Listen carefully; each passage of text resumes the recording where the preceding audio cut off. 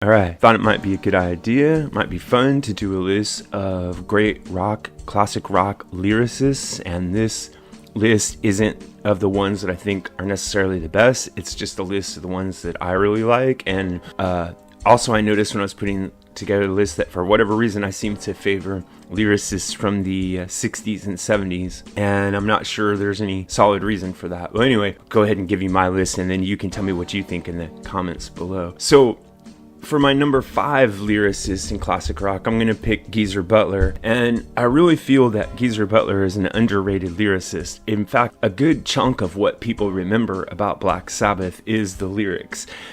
Just the song titles like Iron Man and Sweet Leaf and Sabbath Bloody Sabbath, they make a statement almost in and of themselves. And the other thing is, when you hear a title for a Black Sabbath song and then you listen to the song, the lyrics more than fit the title, they live up to the title. It's like looking at a really cool book cover and then reading the book, or a movie cover and seeing the movie, and they live up to what you see on the outside, and that's kind of hard to do. The other thing about Geese that I think is really important is that his lyrics have meaning. They're not just sex, drugs, and rock and roll lyrics, and when they are sex, drugs, and rock and roll lyrics, he tries to find some sort of meat to all of that rather than just tearing one off and getting wasted. He tries to look at how that functions in a more of a social, cultural perspective. Alright, so my number 4 is Bernie Taupin, and this isn't a surprise to anyone who's like a classic pop rock fan or anything. He was the primary lyricist for Elton John, and over the years he made an art out of crafting highly singable words. In other words, it's not just what his songs are saying thematically, it's the fact that he knows how to write in a way that allows Elton John to vocalize in the most moving and most artistic way. And so Elton John is going to be a fantastic singer and a great musician no matter what he's singing. Like, I think he's even done demonstrations where he just sings some random words that people give him. But when you have a great lyricist to put behind that voice, it really builds up to something. And on the Yellow Brick Road album, there are a couple of outstanding lyrics that people tend to overlook, like Gray Seal is one. And especially more important because it was written so early on in Bernie Taupin's career. The album also has Candle in the Wind, and another one that I think is a standout lyric on Yellow Brick Road is I've Seen That Movie Too. So moving on to the number 3 lyricist on my list, I chose Neil Peart. And Neil Peart is one of those lyricists who is very uneven. There are times when his lyrics are fantastic. Say, take something like the song The Tree, take something like the song Witch Hunt, or the song Natural Science, something like that, where he has this incredible imagination, this incredible range of ideas, and the ability to still communicate a lot of that through minimalist writing. There are other times when his lyrics tend to get a bit preachy, and that's okay, except for the fact that if you happen to disagree with some of his more alarmist or extremist points of view on culture and politics, you might be put off from this. One other slight problem with Neil Peart's lyrics is that he often provides a mouthful for the vocalist to sing. He's not as sensitive to the singer as, say, Bernie Taupin, and this is particularly true on older Rush songs, on Caress of Steel, for example, or even on Fly By Night. There are certain songs like Anthem where there's just so many words to cram into such a short space. Peart got way better at creating words that were easy for Geddy to sing,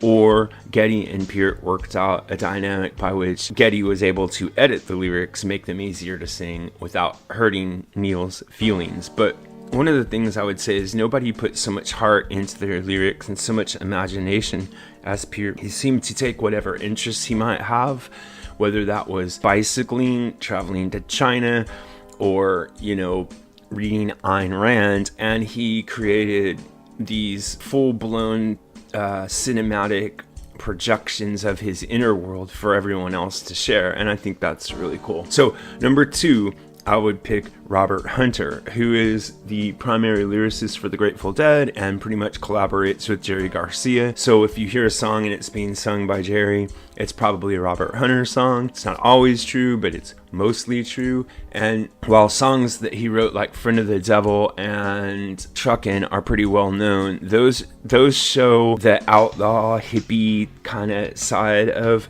Robert Hunter, and they're brilliant lyrics. And they tap straight into that folk heart of America and everything. But that's not all he could do. If you listen to something like Franklin's Tower or Terrapin Station, he can actually create bona fide poetry. Words that could be written and read and analyzed and appreciated without music. Which brings me to another point with Robert Hunter, which is that his lyrics have an inherent musicality. If you read Scarlet Begonias and you don't hear the music, it still has music, and it's almost faintly like the tune that Jerry came up with to accompany it. And so this is a gift. It's not something that I think you could learn or study for or just work your way toward. He has an ear for word melody, and also I like the spirit that he writes with. In other words, he's got an anti-authoritarian spirit, but it's not as angry as it is joyous and free. And so I think that's a really interesting slant that he brings to the table. My number one classic rock lyricist is Mick Jagger. And I think that Mick Jagger is possibly the greatest rock lyricist in history. I think that his songs have meant more to more people than most lyricists. I think he has a way of being right on the cutting edge of what's happening at any given time. So when he wrote You Can't Always Get What You Want, or he wrote Gimme Shelter, or he wrote Jumpin' Jack Flash, or Satisfaction, those songs spoke so well of the era out of which they were born that they almost completed that era. They almost gave it the legitimacy that it needed by having this incredible wordsmith speak for that generation of people.